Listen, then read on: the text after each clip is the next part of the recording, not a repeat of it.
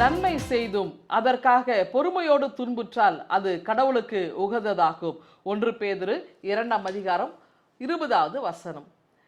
ஒருத்தருக்கு நம்ம நன்மை செய்யும்போது நமக்கு அதனாலே துன்பம் வருதுன்னு வச்சிங்களேன், கவலைப்படாதீங்க, நீங்கள் பாக்கியவான்களாக இருக்கிறீங்க, நீங்கள் அதுக்கான பலனை நீங்கள் பெறுவீங்க. பல நேரங்களில் மக்கள் சொல்லுதா, நான் இவ்வளோ நல்லதை செஞ்சுருக்கிறேன், எவ்வளோ நற்காரியங்களை செய்கிறேன், நான் கடவுளுக்கு பயந்து எல்லாத்தையும் நான் செய்கிறேன், ஆனால் எனக்கு கஷ்டத்து மேலே கஷ்டம் வருது அப்படின்னு நினைச்சா ஆண்டவர் உங்களோடு இருக்கிறார் அப்படின்ட்டு. ஏன்னா கஷ்டத்தில் நீங்கள் ஒரு நாளும் தோய்ந்து போயிட மாட்டீங்க, ஆண்டவர் உங்களை கைவிட மாட்டார் என்பதில் நீங்கள் உறுதியாக இருக்க உங்களை அழைக்கின்றேன். இதற்கு உதாரணம் பார்த்தீங்கன்னா 3 வாலிபர்களை நான் சொல்ல முடியும். இஸ்ரேலிலிருந்து போன 3 வாலிபர்கள் நமக்கு தெரியும் இல்லையா, நேபுகாத்நேச்சாருடைய அந்த கொடுங்கோல் ஆட்சியின் கீழே அடிமைகளாக இங்கேருந்து கொண்டு போன. ஏன் வாலிபரை செலக்ட் பண்ணனா, இந்த வாலிபர்கள் அந்த நாட்டை அழகாக கொண்டு வந்திருந்தாங்க, வளமையாய் செழுமையாக கொண்டு வந்தாங்க. அப்போ நேபுகாத்நேச்சர் பார்க்குறாரு, அப்போ இங்கே திடகாத்திரமாக இருக்க இந்த வாலிபர்களை 3 பேர் அங்கே கூட்டிகிட்டு வாங்க, எங்கள் நாட்டையும் வளமாக்கட்டும் அப்படின்னு சொல்லி அடிமைகளாக கூட்டிகிட்டு போகிறாங்க. அடிமைகளை கூட்டு போய் உழைக்கிறது பெரிய விஷயம் கிடையாது. ஆனால் அவங்க செஞ்ச ஒரு வேலை என்னன்னா, முதலிலே போன உடனே பெயர்களை மாற்றுறாங்க. இஸ்ரேலர்கள் பார்த்தீங்கன்னா பெரும்பாலும் ஏல் அல்ல யா அப்படின்னு முடிகிற மாதிரி தான், யாவே, எலோயிம் அப்படின்ற மாதிரி தான் பெயர்களை வைப்பாங்க. அப்போது இங்கே என்ன பண்ணுறாங்கன்னா, தங்கள் கடவுளுக்கு பயந்து வாழ்ந்த இந்த யூதருடைய பெயர்களை மாற்றும்போது அது அவங்களுக்கு மிகப்பெரிய ஒரு வழிகளை கொடுக்கிறது. உணவு மாற்றுகிறாங்க, மற்றதெல்லாம் பொறுத்துக்கலாம்.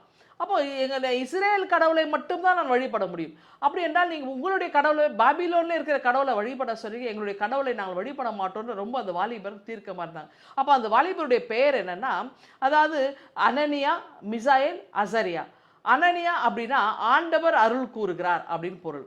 மிகாயேல் அப்படின்னா கடவுளுக்கு இணையானவர் யார் அப்படின்னு மிசாயேல். 3வது அசரியா. அசரியானா ஆண்டவர் உதவி செய்கிறார். எவ்வளோ அழகாக கடவுளுடைய பேரை வச்சு அவங்க பொருள் கொடும்படியாக அந்த பேரை வச்சிருக்கிறாங்க.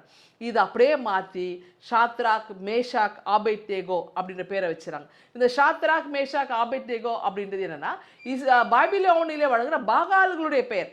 இன்றைக்கி நம்ம நிறைய பேர் நிறைய சர்ச்சிலஸ்லாம் பார்த்தீங்கன்னா கிறிஸ்தவங்க மேஷாக்குன்னு வச்சுருப்பாங்க, அல்லது ஷாத்ராக்குன்னு பேர் வச்சுருப்பாங்க. இதெல்லாம் பாபிலோனில் இருந்த பாகால்களுடைய அவங்களுடைய தெய்வத்துடைய பெயர். அப்போது முதலிலே பெயரை மாற்றுகிறார். பெயர் என்பது ஒரு மனிதனுடைய அடையாளம், சுய அடையாளம். அடையாளத்தை அவன் மாற்றுகிறார். ஆனாலும் இந்த வாலிபர்கள் அதில் சோர்ந்து போகவில்லை. நீ என்னன்னாலும் பண்ணு, ஆனால் எங்களுடைய உள்ளத்தில் இருக்கிற ஆண்டவரை நீங்கள் ஒரு நாளும் ஒன்றும் செய்ய முடியாது.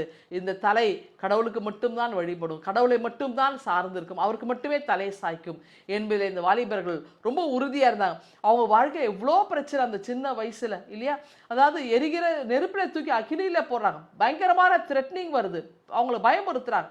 அதுக்கெல்லாம் அவங்க பயப்படல, என்னன்னாலும் பண்ணு, நாங்கள் இறக்குறோம்னு சொல்கிறாங்க. அதாவது யூஸ்வலாக பார்த்தீங்கன்னா இந்த 45 49 கியூபிட்ஸ் அந்த ஹைட்டுக்குரிய அந்த அந்த வெப்பம் இருக்குமா.